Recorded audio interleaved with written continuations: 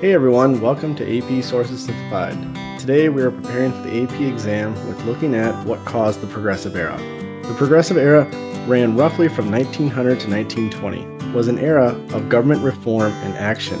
So in order to answer this question, we need to look at the previous era because the Progressive Era was a reaction to the previous era. And what was that era? It is called the Gilded Age, which ran roughly from 1870 to 1900.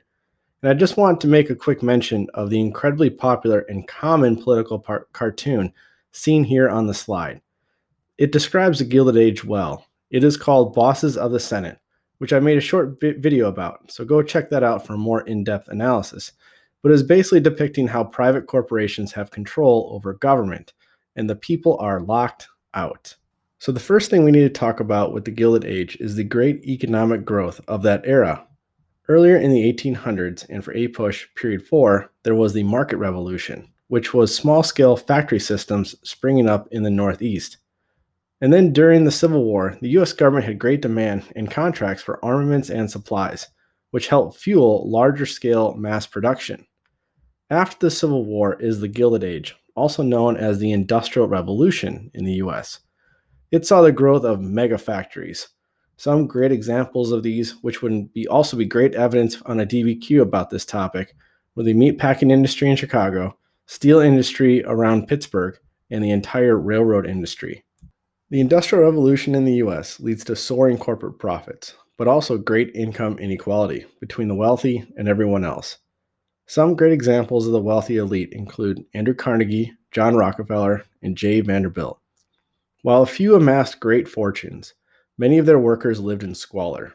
Wages were kept low as competition in the era is often described as cutthroat. John Rockefeller would go so far as to sell his products at a loss to undercut his competitors and drive them out of business. This cutthroat competition, along with vertical and horizontal integration, leads to a few companies dominating entire economic sectors. Some great examples are Rockefeller with Standard Oil and Carnegie with U.S. Steel. However, workers became agitated and attempted to form unions and collectively bargain.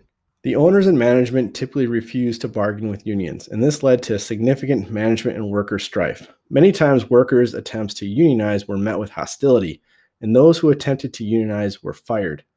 Owners would go so far as to hire spies and place them amongst the workers. Some unions were successful in organizing, and a few of the major unions and their leaders included the Knights of Labor. However, after boasting of hundreds of thousands of members, they would have a rapid downfall after the Haymarket Affair.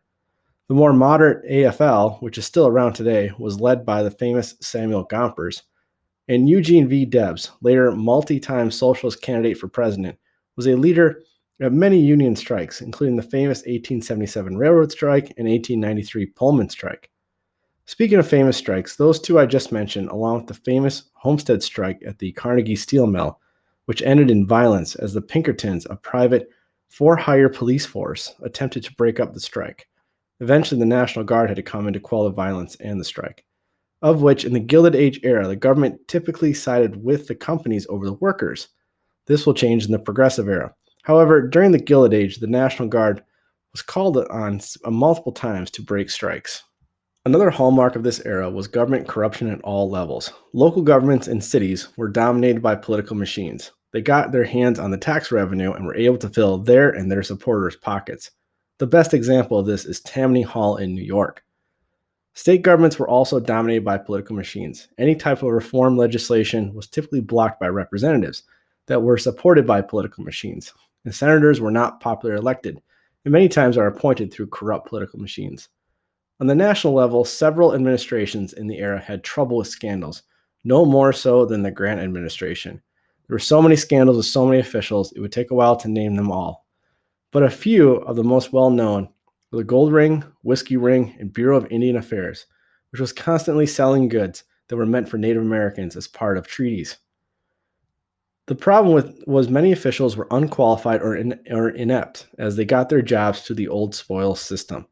There was an attempt in the era with the Pendleton Service Act to have standards for jobs and find qualified government officials. There was also an attempt to rein in the power of monopolies, also called trusts, with the Sherman Antitrust Act. But ironically, in this era, it was used on unions to try to break them up, as they were deemed anti-capitalist with collective bargaining. There were calls for reform in the era, the loudest coming from the Populist Party, which was a powerful third party based in the agricultural plains, South, and Midwest.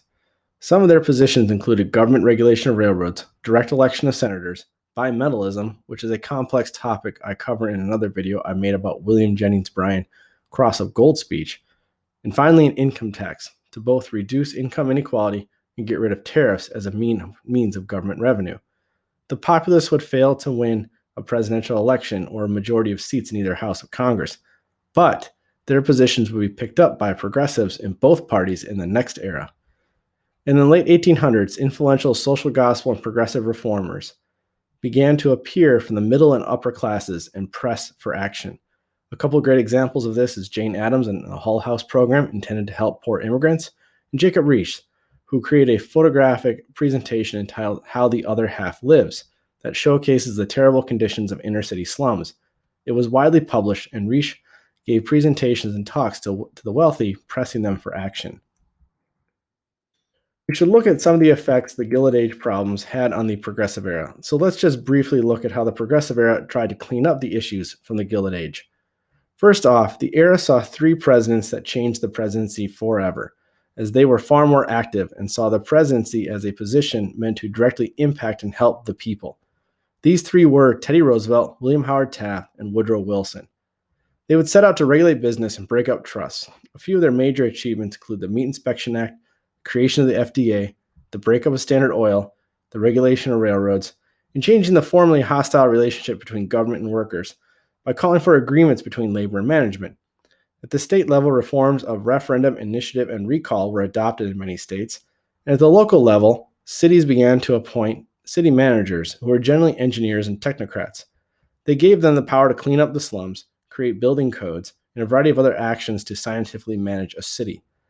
There were also several new amendments passed in the era, including an income tax amendment, the direct election of senators, prohibition, and the women's right to vote, which capped off the Progressive Era. I do have another video in which I go in depth about these progressive amendments if you want more detail. Okay, that does it for the problems of the Gilded Age, which were the causes of the Progressive Era. Subscribe to the channel for more AP US history test review.